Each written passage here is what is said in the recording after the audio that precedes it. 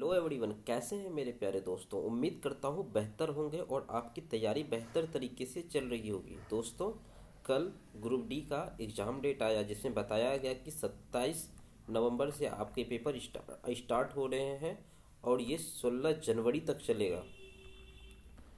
तो कहने का मतलब टोटल 50 दिन के आसपास आपके पेपर चलने वाले हैं, ठीक है। 50 डेज। तो मैं क्या कर रहा हूँ कि मैं आपके लिए 20 डेज की रणनीति लेके आ रहा हूँ। हो सकता है कि मेरे कुछ भाइयों को 10 दिन का टाइम मिले, कुछ को 15 दिन का मिले और किसी को 25 दिन का मिले और किसी को 40 दिन का भी मिले। लेकिन मेरे भाई, अगर आपने इस जो मैं आपको रणनीति बता रहा हूँ, जो मैं स्ट्रेटजी आपको बता रहा हूँ, अगर इसको आपने अपने ध्यान में रखकर अपनी प्रिपरेशन की 15 से 20 दिन, 25 दिन, 30 दिन, तो मैं आपको दावे के साथ कह सकता हूँ कि आपका सिलेक्शन कोई नहीं रोक पाएगा। इसमें हम लोग जो इस पूरे के पूरे वीडियोज में जानने वाले हैं कि आपका क्या प्लान होना चाहिए, पूरा कंप्लीट प्लान, संपूर्ण योजना की बात करेंगे कि कैसे आप अपना स्कोर 85 प्लस रख सकते हैं। आप में से कुछ लोग बोलेंगे कि 85 तो अचीव नहीं हो सकता। कुछ बच्चे लाते हैं, कुछ 85 90 तक भी लेके आएंगे। लेकिन अगर आप 70 प्लस स्कोर कर पाते हैं मेरे भाई, तो आप ये मानकर चलें कि आपका सिलेक्शन कोई नहीं रोक सकता।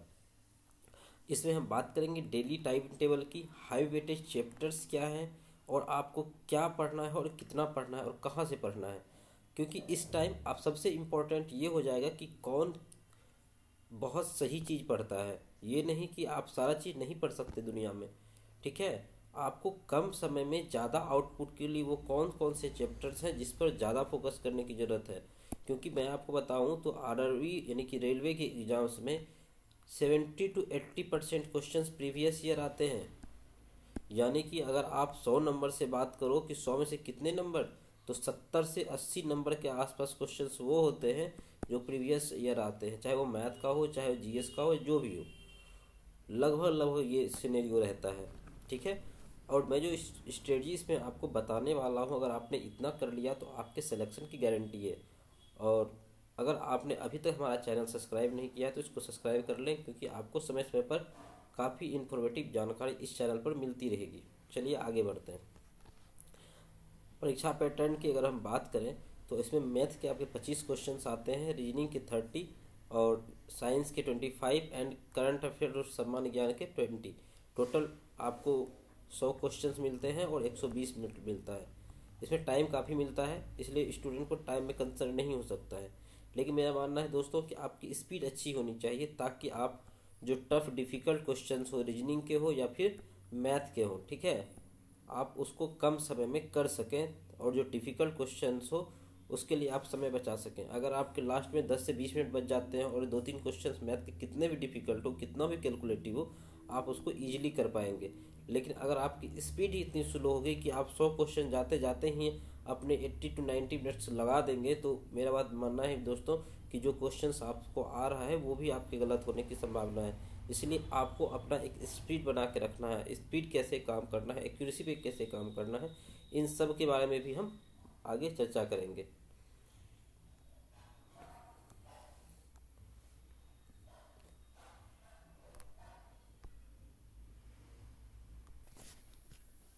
अब हम बात करते हैं कि आपका डेली का रूटीन टाइम टेबल क्या होना चाहिए, ठीक है। टाइम टेबल नहीं कि 10 से 12 घंटे कम से कम आपको अपने पढ़ाई को देने हैं। आप 14 घंटे 15 घंटे जितना एफर्ट अभी डाल सकते हैं वो डालिए, क्योंकि आपके पास अभी अभी अगर आप नहीं किए तो फिर समय निकल जाएगा हाथों से। आपको बैठ के लाइब्रेरी में हो, घर में हो, कम से कम 10 से 12 घंटे 15 घंटे तक का टारगेट लेकर चले। इसमें आपको अपने समय को बांट देना है। 4 घंटे आपको मैथ्स को देने हैं, क्योंकि मैथ्स हाई स्कोरिंग सब्जेक्ट है।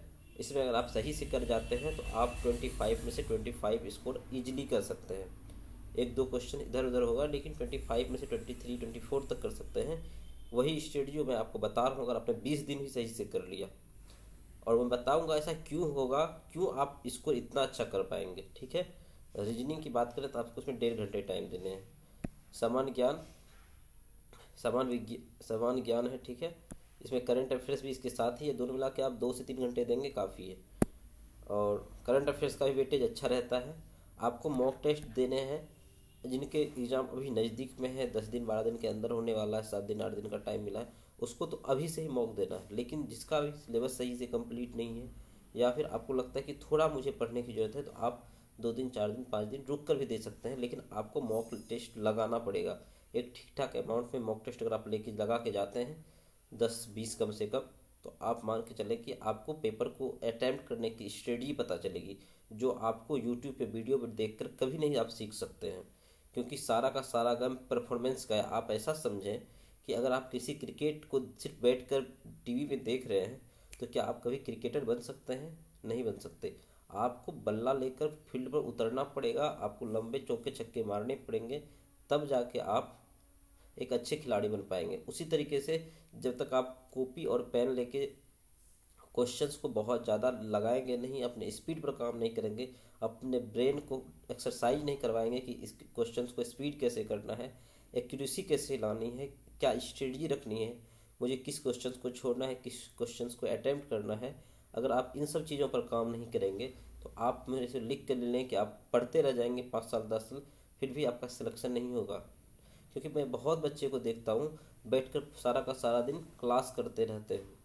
भाई आप 10th 12th पास कर चुके हैं, ग्रेजुएट हो चुके हैं, क्या अब भी आपको कोई पढ़ा सकता है क्या? सच पूछो अपने आप से। हाँ, कुछ चीज़ें हैं जिसकी किसी का बचपन में मैथ कमज़ोर रह गया तो वो मैथ वगैरह सीख सकता है, बट ऐसा सबके लिए नहीं है। अगर आपको कोई किताब दे दे तो आप पढ़ के समझ सकते हैं, सीख सकते हैं, चाहे वो साइंस हो चाहे वो जीएस हो। लेकिन सबको क्लास करने में आनंद आता है क्योंकि वो पैसिव होती है, आपको एक्टिव लर्निंग करनी है। ठीक है, नहीं तो आपका पढ़ाई आउटपुट बहुत कम आएगा। अब मैथ की अगर बात करें तो आपको अप्रोक्स डेली 100 क्वेश्चन कम से कम लगाने हैं। जिन मेरे भाई को 20 दिन का टाइम मिलेगा तो वो 2000 क्वेश्चन लगा पाएंगे, जिनको 30 दिन का टाइम मिलेगा 3000 क्वेश्चन अटैम्प्ट कर पाएंगे, और जिसके 40 दिन का मतलब 4000। और अगर मेरा मानना है कि अगर कोई 2000 से 4000 के बीच क्वेश्चन अटैम्प्ट कर लेता है एग्ज़ाम ओरिएंटेड, मैं बार बार कोशिश बोल रहा हूँ कि आपको एग्ज़ाम ओरिएंटेड ही क्वेश्चंस करने हैं। आपको टेक्स्ट बुक पे जाके वो मॉक नहीं लगाना बैठ के, फ्रेश मॉक जो होता है उसमें क्वेश्चंस डिफ़िकल्ट होते हैं, उसमें उसमें एक्सपर्ट बैठ कर क्वेश्चंस को डिजाइन कर रहे होते हैं। लेकिन मेरे भाई आपको अपना तैयारी पीवाईक्यू बेस्ड रखना है। इसमें से 50 क्वेश्चन आप सेक्शनल टेस्ट लगा सकते हैं अगर आपके पास कोई बुक वगैरह नहीं है। अगर आपने बुक से तैयारी की हुई है, आपके पास कोई भी हो, चाहे किरण का हो या कोई भी हो जिसमें चैप्टर वाइज बुक हो, क्वेश्चंस हो, और आपने उस क्वेश्चन को किताब को एक बार भी लगाया है, तो उसमें जिस जिस क्वेश्चंस को आपने टिक करके रखा है, हाईलाइट करके रखा है, आप डेली उससे भी 20 से 30 क्वेश्चन चैप्टर वाइज प्रैक्टिस कर सकते हैं। ठीक है, और आप देखेंगे कि जैसे आपने मॉक लगाए, 50 क्वेश्चन के मॉक लगाए, तो आपको पता चला कि मेरा 2 चैप्टर में बहुत दिक्कत आ रहा, तो आपको जाना है यूट्यूब पे किसी भी टीचर का एक वीडियो देख लेना जिससे कि आपको उसका कॉन्सेप्ट समझ में आ जाए। अगर ये भी आप इसमें भी समय बचाना चाहते हैं तो आप किसी का क्लास नोट से भी कर सकते हैं कि क्या क्या कॉन्सेप्ट्स है, या फिर फॉर्मूला बुक वगैरह से आप कर सकते हैं। आपको ज़्यादा यूट्यूब के पीछे नहीं भागना है। अभी यूट्यूब पे एक समंदर सा आएगा, एक तूफान सा आएगा वीडियोज़ का, जिसमें हर एक प्लेटफॉर्म अपने क्लास का दावा करेगा कि मैं आपके लिए भगवान हूँ, मैं आपके लिए सब कुछ फ्री कर दिया है। भाई यकीन मानो, फ्री करने से कुछ नहीं होता, उसके उसकी उसकी रीच बढ़ जाती है। आप उसके एक प्रोडक्ट के रूप में होते हो, आप जाते हो, एक भीड़ लगाते हो, उनका ठीक ठाक रेवेन्यू जनरेट हो जाता है, बट आपका फ़ायदा इसमें नहीं होता है। आप क्लास देखते हो, आप नोट्स करोगे कि क्या करोगे, नहीं हो पाता भाई। लास्ट टाइम में आप जो कहोगे कि मैं बहुत ज़्यादा क्लास नए नए वीडियो देख के जा रहा हूँ, नहीं हो पाता। आपको प्रतिदिन, आपको डेली एक मॉक लगाना है, आपको एक फॉर्मूला बुक बनाना है, नोटबुक, जिसमें आपको इम्पोर्टेंट, ये नहीं कि किसी की किताब को ले आए उसमें से सारा लिखा हो, उसमें बहुत सारे फालतू भी लिखे हुए हैं। उसको मोटा करने के लिए उसमें ऐसे ऐसे बात लिखी गई है जो आप एग्जाम में कभी नहीं लगा पाएंगे। मैं किसी भी टीचर से आप फॉर्मूला बुक लेके आए, हर कोई दावा करेगा कि मेरे बुक से ही आता है, मेरे बुक से ही आता है, बट वो उसका प्रमोशन है, उनको बुक बेचना है। आपको सेलेक्ट करना है हर चीज़ का। आपके पास मैं अभी चैप्टर्स बताऊंगा, 10 चैप्टर्स हैं, उसमें किस किस तरह के क्वेश्चंस आते हैं और उसके क्या शॉर्टकट्स हैं, उसके आप कुछ 2 3 4 पेज 5 पेज के अंदर उसके नोट्स बना लें। 5 पेज के अंदर आ जाएगा इजीली, छोटा छोटा लिखेंगे तो। और फिर उसको आपको डेली रिवाइज करना है। कुछ फॉर्मूला जैसे नंबर ऑफ डायगोनल्स कैसे निकालते हैं, नंबर ऑफ ट्रायंगल्स कैसे निकालते हैं, या फिर वो परमुटेशन कॉम्बिनेशन का कैसे, हालांकि इसमें नहीं आता, अगर वो आ गया तो उसका क्या फॉर्मूला होता है, सक्सेसिव का क्या फॉर्मूला होता है, लगातार परसेंटेज चेंज हो रहा है तो उससे क्षेत्रफल पे क्या प्रभाव पड़ता है, ये सारी चीज़ें आप उसमें से देख सकते हो, उसमें लिख सकते हो, नोट कर सकते हो। लेकिन आपको किसी के मोटे वाले बुक के पीछे नहीं भागना है, आपको अपना नोट्स बहुत कंसाइज रखना है, संक्षिप्त रखना है, ताकि उसको आप लास्ट टाइम में रिवीजन कर सके मेरे भाई, ठीक है। अब मैथ के महत्वपूर्ण अगर चैप्टर्स की बात करें हम, तो इसमें आप देख पा रहे होंगे कि नंबर सिस्टम से एलसीएम एचसीएम डिजिबिलिटी ये सब से रूल्स, इससे क्वेश्चंस आते ही हैं। रिमाइंडर थ्योरम से क्वेश्चंस आते हैं, सर्ट्स एंड इंडिसेस से क्वेश्चंस आते हैं, बोडमास रूल, सिंप्लीफिकेशन, फ्रैक्शन, ये अप्रोक्सीमेशन, इसमें ऐसे कोई चैप्टर्स नहीं है जिससे क्वेश्चंस नहीं पूछा जाता। आप इसको अगर देखें तो आपको समझ में आएगा कि इंक्रीज डिक्रीज वाले क्वेश्चन तो होंगे ही होंगे। किसी शहर की जनसंख्या समथिंग है, अगर 10% की दर से घट रही है तो 2 साल के बाद जनसंख्या क्या होगी। SICI के क्वेश्चंस होंगे कि 2 साल का SICI का डिफरेंस बताओ। तो आप जो बेसिक बेसिक क्वेश्चंस है एक ऊपर ऊपर से भी अच्छे से करके जाते हैं इन सारे चैप्टर्स का, इन सारे चैप्टर्स को ध्यान में रखते हुए। और भी चैप्टर्स है, ठीक है, कहाँ चला गया, यहीं पे क्या लगता है, एक स्लाइड छूट गया कहीं पे, ठीक है। आप इसमें से डाटा इंटरप्रिटेशन ऐड कर सकते हैं, मेंसुरेशन ऐड कर सकते हैं, ठीक है। और एक मिनट में देख लूँ कहीं पे छूट तो नहीं गया। हाँ, यहाँ पे आप में सिंपल इंटरेस्ट कंपाउंड इंटरेस्ट को देना है। डिफरेंस बिटवीन CI SI के क्वेश्चन कॉन्सेप्ट क्या है। टाइम स्पीड डिस्टेंस से क्वेश्चन पूछे जाते हैं। रिलेटिव स्पीड कि दोनों ट्रेन एक दूसरे के अपोजिट डायरेक्शन में चल रहा है तो क्या होगा। ट्रेन का प्रॉब्लम से average speed, time and work से क्वेश्चंस आते हैं। इफिशियंसी का रेशियो वगैरह, पाइप सिस्टम्स, ये सब सारे टॉपिक्स जो मैं आपको दे रहा हूँ, आपको इसको नोट करना है और आपको देखना है इसमें से किस टॉपिक में आपको दिक्कत है, या आपको इसमें से देख के भी फाइंड आउट करना है और उसी के सिर्फ जाके वीडियोज देखना है। आपको किसी की क्लास नहीं देखना है, क्योंकि आप मान के चलो कि आपको 25 क्वेश्चन करवा देते हैं, 15 क्वेश्चन आप जान रहे थे तो आपका 15 क्वेश्चन में जो टाइम लग गया आधा घंटा 45 मिनट, वो बर्बाद चला गया ना आपका। तो आपको ये बात समझनी है, ठीक है। मैं चलता हूँ पीछे पहले, ठीक है। जहाँ तक मैं आपको रिसोर्स की अगर बात करूँ मैथ की, तो आपको एटलीस्ट अभी हाल फिलहाल में जो भी 2024 के एग्जाम्स हैं उसके प्लेलिस्ट चाहे किसी भी टीचर के हो, सारे टीचर्स ने ऑलमोस्ट करवा के रखा है। आपके जो भी फेवरेट टीचर हो आप जाके उससे कर सकते हैं कि रेलवे की जो एग्जाम्स हैं, चाहे वो RRB ALP का हो, ठीक है, NTPC का हो, उसके बाद graduate under graduate CBT 1 CBT 2, वो सारे क्वेश्चंस आपको देखने हैं। और उसके बाद आप एक और लेके चले, कौन सा था, RPF का हो गया। अगर आप इसके 2024 के क्वेश्चंस कर लेते हैं कि कैसे कैसे क्वेश्चंस आए थे, अगर आप सिर्फ इतना भी कर लेते हैं तो आपको एक आइडिया आ जाएगा किस तरह क्वेश्चंस अभी लेटेस्ट ट्रेंड में। आपको ये एस्टिमेट मस्ट डू है, ये आपको ये करना ही करना है। आप किसी का PDF निकाल लो, गगन प्रताप सर हो, आदित्य रंजन सर हो, उम्मीद है मुझे सब ने करवाया होगा। गगन प्रताप सर ने करवाया, अगर आप उसका PDF निकाल के खुद से सॉल्व कर सकते हैं बहुत अच्छी बात है।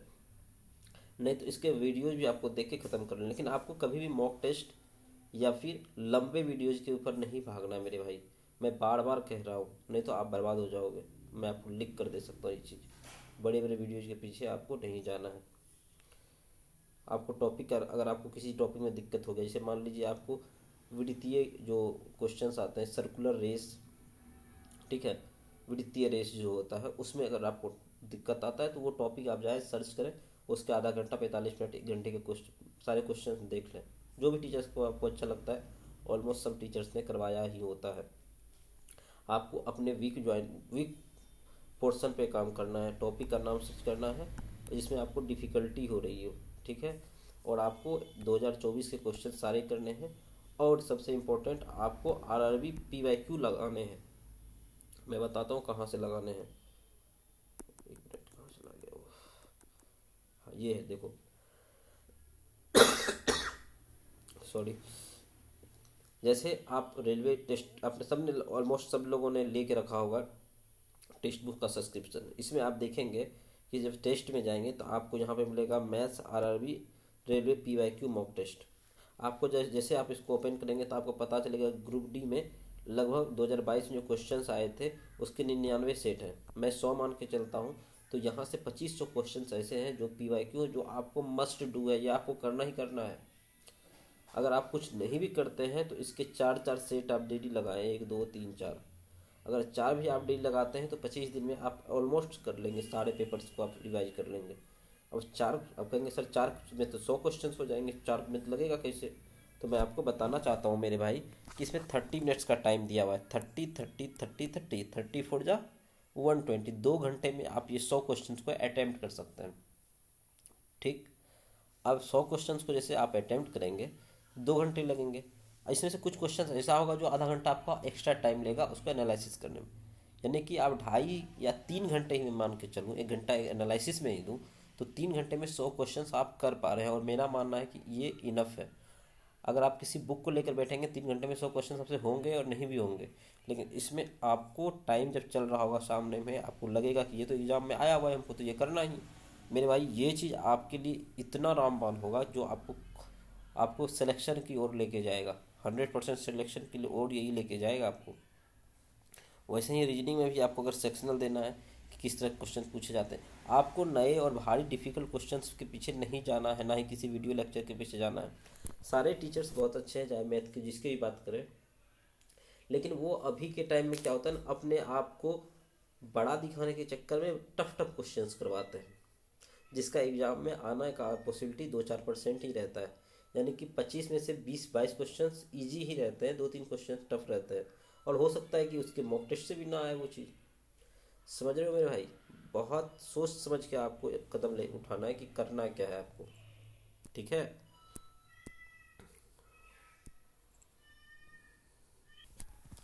अगर रीजनिंग की स्ट्रेटजी की बात करें तो रीजनिंग में ये सब क्वेश्चंस आते हैं। ब्लड रिलेशन का क्वेश्चन पूछा जाता है।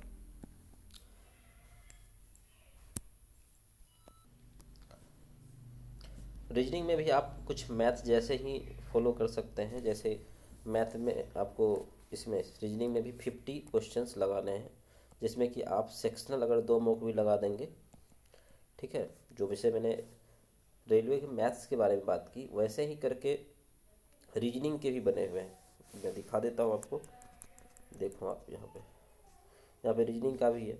आप यहाँ से भी इस वजह से क्लिक करेंगे इसी तरीके से आपका आ जाएगा, वहाँ से भी आप डेली 2 मॉक लगाएंगे तो आपके 30 क्वेश्चंस बन जाएंगे। ठीक है, 30-60 क्वेश्चंस के आप आसपास अटेम्प्ट कर लेंगे। और अगर आपको किसी टॉपिक्स में दिक्कत आता है तो आप जाएंगे यूट्यूब पे और वहाँ जाकर सर्च कर लेंगे। इसमें बेसिकली 2-3 टॉपिक्स में बहुत दिक्कत होता है स्टूडेंट को। एक स्टेटमेंट वाले questions, statement conclusion, statement assumption, यानी कथन निष्कर्ष, कथन कार्यवाही, अवधारणा। अगर इस तरह के क्वेश्चंस में आपको दिक्कत होती है तो आप एक चैनल है इंडगेम एसएससी, इंडगेम एसएससी, ठीक है।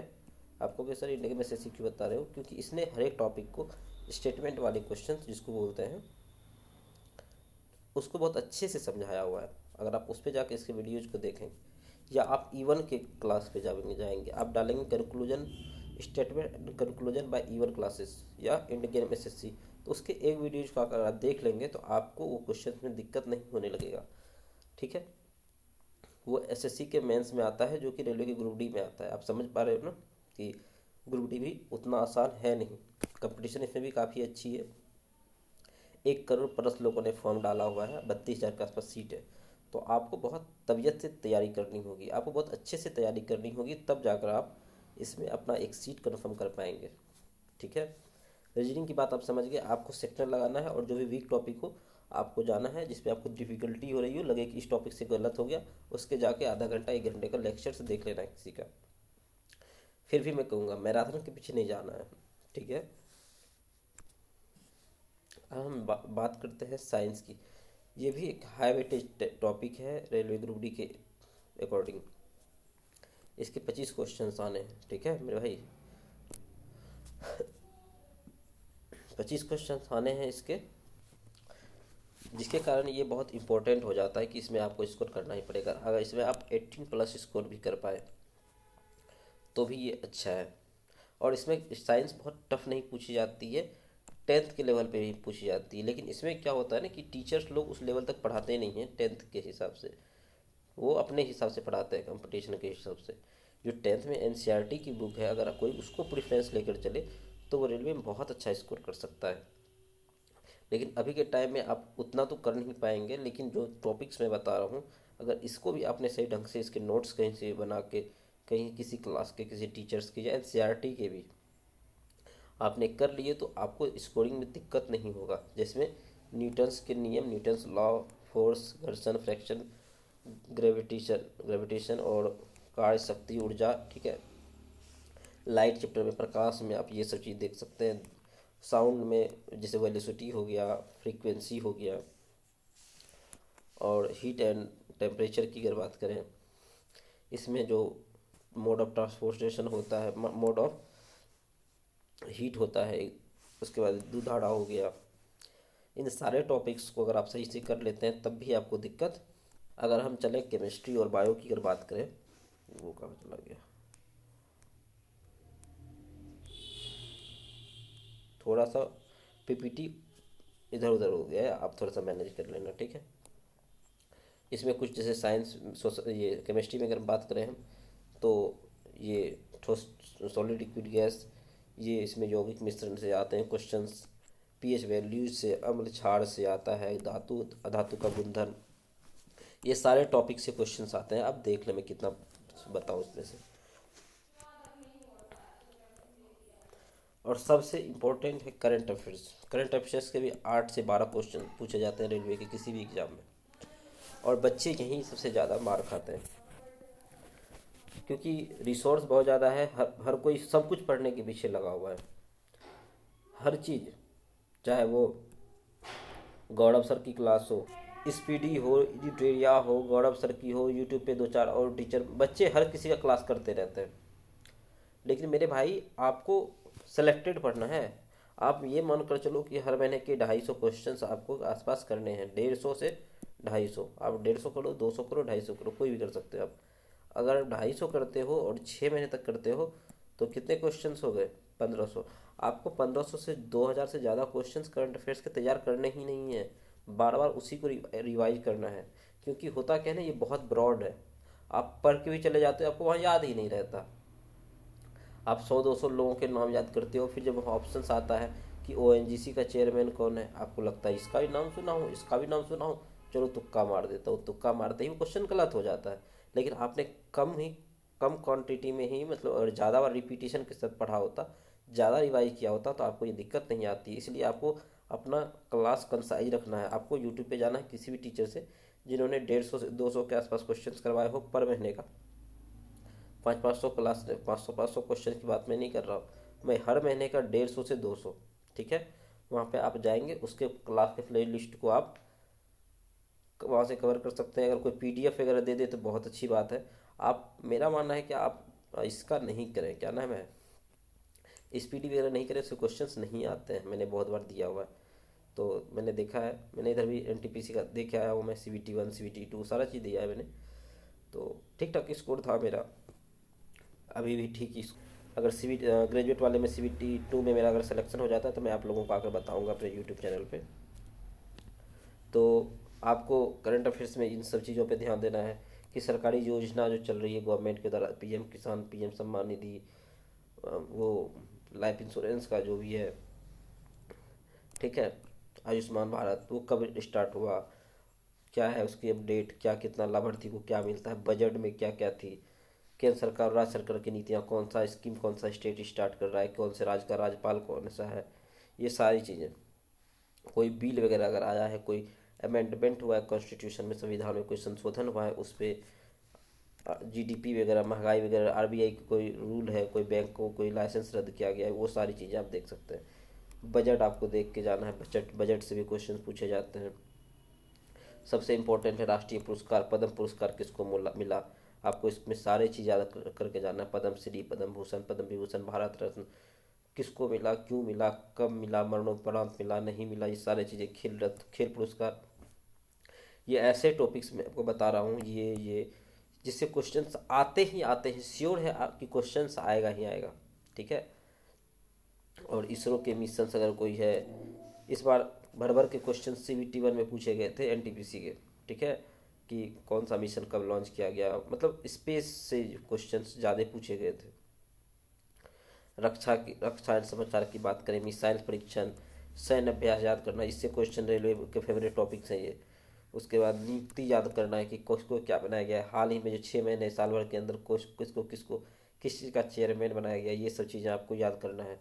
आपको जाना है यूट्यूब पे अपॉइंटमेंट 2025 सर्च करना है, आप वहाँ से जाकर वीडियो नोट कर लेना, क्वेश्चन को भी बना हो, शॉर्ट नोट्स बना लेना है। आपको साइंस पे और करंट अफेयर्स पे थोड़े वीडियोज देखने पड़ेंगे, या फिर आपको किसी के पीपीटी या पीडीएफ का सहारा लेना पड़ेगा। कहीं से पीडीएफ मिल जाए बहुत अच्छी बात है, वीडियोज को देखना अवॉइड करें कीजिए, क्योंकि रोक कर नोट्स बनाना बहुत टाइम खाता है। 1 घंटे का वीडियो है, आपका 1.5 से 2 घंटे ले जाते हैं। तो आई होप आप यहाँ तक समझ पाए होंगे। आपको मॉक टेस्ट की का प्लानिंग क्या रखना है आपको। अगर आप 20 दिन का ले चल रहे हैं तो 10वें दिन से आप मॉक लगा सकते हैं, या आपको डेली लगा सकते हैं। अगर आपका लेवल ठीक है, इतने दिन से अच्छे से आप पढ़ाई कर रहे थे, तो डेली एक मॉक आपको लगाना है। मॉक लगाने के साथ साथ आपको उसका विश्लेषण बहुत अच्छे से करना है। मॉक लगाना इज नॉट अ बड़ा बात है, ठीक है। मॉक लगाना कोई बहुत बड़ी बात नहीं है, ठीक है। लेकिन मॉक का अगर आप एक मॉक लगाते हैं, उसका विश्लेषण एनालिसिस बहुत अच्छे से करते हैं कि आपके वीक पॉइंट्स क्या हैं, किस क्वेश्चंस को आपने गेस से नहीं तुक्का मारा था, किस क्वेश्चंस को आपको छोड़ना चाहिए था, किस क्वेश्चंस को आपको अटैम्प्ट करना ही चाहिए था, किस क्वेश्चंस में आपने ऑप्शन एलिमिनेट कर लिए थे, आपको अटैम्प्ट करना चाहिए था। ये सारी चीज़ें आपको मॉक टेस्ट के एनालिसिस से ही पता चलेगी। 1 घंटा अगर आप मॉक लगा रहे हो तो आपको 1 घंटे के आसपास 40 मिनट 50 मिनट 1 घंटा आपको इसको एनालिसिस में देना चाहिए कि क्यों मेरे नंबर कम रह गए, क्यों मैं कैसे मैं 5 क्वेश्चंस और सही कर सकता था। अगर आप डेली ऐसा करेंगे तो आप यकीन मानो आप 20 दिन में ऐसा कर सकते हो जिससे कि आपका स्कोर आराम से 10 से 15 नंबर तक बढ़ सकता है, ठीक। इससे आपकी एक्यूरेसी में सुधार आएगा, आप तुक्के लगाना बंद कर दोगे। और सबसे बड़ी बात, आपको एक एरर नोटबुक बनानी है। ये क्या होती है सर? यानी कि अगर आपने कोई सिली मिस्टेक किया, आपने 8 7 15 ना जोड़ कर 8 7 14 जोड़ दिया, तो आपको उस जो नोटबुक है पतली सी रखनी है, उसमें लिखना है कि आपने जोड़ करने में गलती की थी, क्या जोड़ करने में गलती की थी वो भी उसमें मेंशन करना है। इस तरीके से आपको कोई क्वेश्चन था लेकिन फॉर्मूले के कारण आप भूल गए, तो आपको लिखना है कि मैंने इस फॉर्मूले के कारण इस क्वेश्चन को गलत कर दिया। यानी कि आपको अपने वीक पॉइंट पे, अपने कमजोरी पे, अपने जिस क्वेश्चंस को आप गलत कर रहे थे उसके लिए आपको उसको नोट्स को बनाने हैं। आपको ये लिखना है कि मुझसे ये गलती होती है, क्योंकि ह्यूमन टेंडेंसी है, ह्यूमन का एक नेचर होता है कि अगर आप किसी क्वेश्चंस को गलत करते हैं तो बार बार वही गलती आपसे होती है। लेकिन अगर आपने दिमाग को इस बात के लिए ट्रेन करेंगे कि ये इस टाइप के क्वेश्चंस में हमसे गलती होती है, अगर आपको अपने वीक पॉइंट्स बता दिए जाएंगे कि तुम ये ऐसे गलत कर सकते हो, तुम ऐसे गलत कर सकते हो। जैसे एक कोच अपने प्लेयर को समझाता है कि तुमको ये वाला शॉट ऐसे नहीं खेलना था, तो वो खिलाड़ी याद रखता है। तो आपको याद करने के लिए क्या करना पड़ेगा, उसको लिखना पड़ेगा और बार बार उसको देखना पड़ेगा कि आपने क्यों गलती की थी। जैसे ही आपके 30 40 50 60 के आसपास ये एरर नोटबुक में पॉइंट्स तैयार हो जाएंगे, तो आप उसको रिवीजन करते रहें। मेरा मानना है कि मैं आपको ये दावे के साथ कह सकता हूँ कि आपका अगर ऐसा आप कर पाते हैं तो आपके एग्ज़ाम में एरर होने की संभावना ना के बराबर हो जाएगी, ठीक है। आगे चलते हैं। अंतिम 5 दिन सबसे महत्वपूर्ण। मैं ऐसा क्यों बोल रहा हूँ, क्योंकि मेरे भाई मैंने बहुत सारे ऐसे स्टूडेंट को देखा है जिसकी तैयारी बहुत तगड़ी थी, वो फोड़ देते, आग लगा देते पेपर में, लेकिन वो इतना उस एक जॉब को लेकर इतना ज़्यादा पैशनेट थे कि नहीं मुझे चाहिए ही चाहिए। तो प्रकृति का एक नियम है कि अगर आपको कोई चीज़ चाहिए ही चाहिए तो वो चीज़ आपसे दूर जाने लगती है। मोटिवेशन के लिए बहुत अच्छा है, लेकिन आप ये बात समझो कि अगर आप उस चीज़ के लिए आपको नींद नहीं आ रही है, आप पढ़ते जा रहे हो, तो आपने कभी जाना है, सुना है ना, कोई चीज़ बहुत ज़्यादा खा लेने के बाद आदमी पलटी कर देता है, वोमिटिंग कर देता है। तो वही पढ़ाई के साथ भी है। अगर आप पढ़ाई को एक सही ढंग से, एक अपने काम माइंड सेट के साथ, एक ठंडी मानसिकता के साथ अगर आप नहीं करते हो, तो आप एग्ज़ाम हॉल में अपना परफॉर्मेंस अच्छा नहीं दे सकते। अब कोई खिलाड़ी पिच पर खड़ा होते ही पूरे एक्सपेक्टेशंस के साथ डर गया, ठीक है, तो कि मैं नहीं कर पाया तो क्या होगा, मेरा ज़िंदगी क्या हो जाएगा, तो वो फिर नहीं खेल पाएगा भाई। अब वो उसकी तैयारी कितनी भी अच्छी हो, वो गलती करेगा, क्योंकि ह्यूमन टेंडेंसी है कि जब आदमी प्रेशर में होता है तो वो गलती करता ही करता है। तो आपको अपना सब कुछ नहीं बना लेना है ग्रुप डी को। वो एक एग्ज़ाम है, आपको अपनी 100% तैयारी के साथ देनी है और काम माइंड सेट के साथ दिमाग को शांत ढंग से रखते हुए तैयारी करनी है। 12-15 घंटे पढ़ेंगे और लास्ट के 5 दिन चिल मारेंगे। चिल मारने का मतलब ये नहीं कि पढ़ना ही नहीं है, आपको रिवीजन करना है। गलत कॉपी जो मैंने बताया कि अगर आपके 60-70 या 100 के आसपास भी वीक पॉइंट आपको पता चल पाते हैं तो उसका आप रिवीजन कीजिए। डेली एक मॉक लगाइए और जो भी नोटबुक बनाया था आपने, फॉर्मूला नोटबुक, ठीक है, ये नहीं कि मोटी किताब से मैं पढ़ रहा हूँ, नहीं, फॉर्मूला नोटबुक बनाया था उसका रिवीजन करना है। अच्छी नींद लेनी है, 8 घंटे की 10 घंटे की ले लो नींद कस के। और समय प्रबंधन, आपको अपना टाइम मैनेजमेंट करके सोना है। आपको अपना बायोलॉजिकल क्लॉक ठीक रखना है। ये नहीं कि 2-2-3 बजे रात में सो रहे हैं और सुबह 9 बजे जग रहे हैं। हो सकता है पेपर आपका 7 बजे सुबह हो, आप पेपर अच्छा नहीं दे पाएंगे, आपको पेपर में नींद आएगी। तो मेरे भाई, आप, मेरी उम्मीद है आप यहाँ तक बहुत अच्छे सब कुछ समझ गए होंगे। अगर यहाँ तक आप आए हैं तो हमारे चैनल को ज़रूर सब्सक्राइब कर लें। अब सबसे बड़ी बात है कि आपको ग्रुप डी की तैयारी क्यों करनी चाहिए। ग्रुप डी भाई, बहुत सारे लोगों का ग्रुप डी का जॉब करेंगे। ग्रुप डी छोटी नौकरी नहीं भाई, जिसके घर में कुछ नहीं है उसके लिए ग्रुप डी भी बहुत है। मैं बताता हूँ कैसे। भाई साहब, ग्रुप डी अभी 8 पे कमीशन आने वाला है, सब लोग हल्ला कर रहे हैं 8 पे कमीशन, 8 पे कमीशन। अगर 8 पे कमीशन में पिटमैन फैक्टर 2 के आसपास भी हुआ ना भाई, तो ग्रुप डी की सैलरी 55 से 60 हज़ार रुपये हो जाएगी, ऐसा लोग कह रहे हैं। आई होप ऐसा हो भी।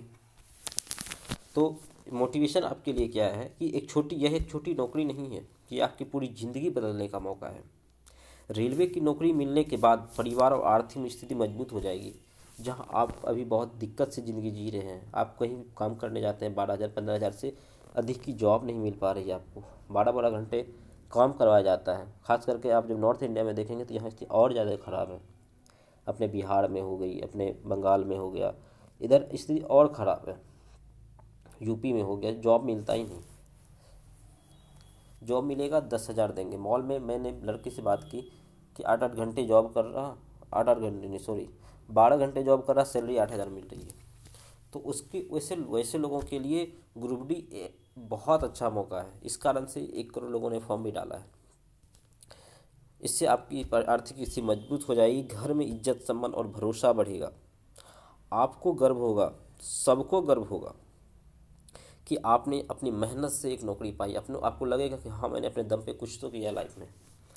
नौकरी की सुरक्षा, अगर आपको जॉब लगता है आपको जॉब से कोई निकाल नहीं सकता। पेंशन हो, अस्थाई हो जाए पेंशन, अस्थाई आय से आपकी ज़िंदगी सुनिश्चित कर देगी कि आपकी लाइफ अब सही से चलेगी, आपका खाने पीने का दिक्कत नहीं होगा। महंगाई जितनी हो जाए आपको पैसा ठीक ठीक अमाउंट में मिलेगा, जिससे आप अपना जीवन अच्छे से चला पाएंगे। जो आज सपने दूर लगते हैं मेरे भाई, अपना घर परिवार की मदद, अच्छा जीवन, सब पास आने लगेंगे। आप लोगों की मदद कर पाएंगे। कल का डर खत्म हो जाएगा, क्योंकि नौकरी मिलते ही आपकी पहचान, स्थिरता और आत्मविश्वास तीनों बढ़ जाएंगे। आप में एक कॉन्फिडेंस का डेवलपमेंट होगा। आपको लगेगा कि यस, लोग आपके वैल्यूज करेंगे कि लड़का रेलवे में है। जो आपको कोई नहीं पूछता, फिर कहते हैं ना कि लड़की नहीं लड़की का बाप भी मानेगा, वो वाला हिसाब होगा। जो आपको भी भाव नहीं देता वो आदमी आपके दरवाजे पर आएगा, ये दावा है। चाहे आप ग्रुप डी में ही क्यों ना हो भाई। आपको पता है कितनी स्थिति खराब है। यह चयन सिर्फ आपकी नहीं, आपके पूरे परिवार की जीत होगी। अगर आप ऐसा कर पाते हो तो सिर्फ आप नहीं, आपके पूरे परिवार की जीत होगी। और कड़ी मेहनत से मंजिल बस एक कदम में दूर है मेरे भाई। इसलिए आपसे रिक्वेस्ट है कि आप अपना पूरा जी जान झोंक दें, लेकिन हौस में बेहोश नहीं हो जाना। बस जो मैंने तरीके बताए हैं आपको उस पर काम करना है। ये सब बता दिया मैंने आपको, ये भी बता दिया था। तो दोस्तों, अगर यहाँ तक आप आए, आपको ये मेरे मोटिवेशंस की लाइन भी अच्छी लगी, तो प्लीज़ हमारे चैनल को सब्सक्राइब करें और वीडियो को लाइक ज़रूर करें। हमें इंतज़ार रहेगा आपके सिलेक्शन का। धन्यवाद।